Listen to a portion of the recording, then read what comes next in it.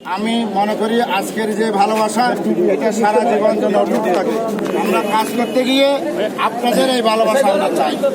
আমরা এখানে একটু আপনাদের সাথে কথা বলবো। অনেকে চলে গিয়ে স্বাগত মিছিল বলেন, আনন্দ মিছিল, নতুন সবাই এখানে উপস্থিত হবেন। বিএনপি অঙ্গ সহযোগী সংগঠন সবাই এই মিছিলে আমরা ডেট দিব। আমাদের সদস্য জনাব আসলাম চৌধুরীর সাথে কথা বলে ডেট 1 থেকে 7 নম্বর ইউনিয়নের যে কমিটিগুলো আমি সুক্রিয়া জ্ঞাপন করছি।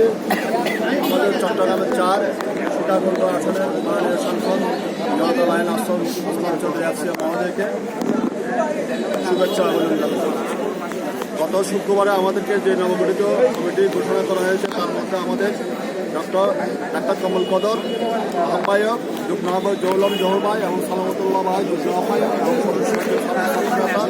আমাদের সকলের শ্রদ্ধেয় যারা সদস্য সচিব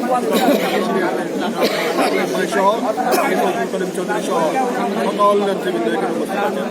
আসলে আমাদেরকে যেভাবে দায়িত্ব দেওয়া হয়েছে আমাদের সকল নেতৃবৃন্দের সুপরামর্শের ভিত্তিতে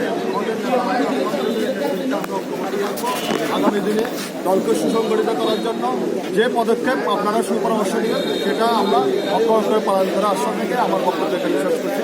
বাংলাদেশ জিন্দাবাদ, বাংলাদেশ জাতীয় যুব দল বিএনপি জিন্দাবাদ, আসলাম চৌধুরী জিন্দাবাদ, সবাইকে ধন্যবাদ। আসসালামু আলাইকুম।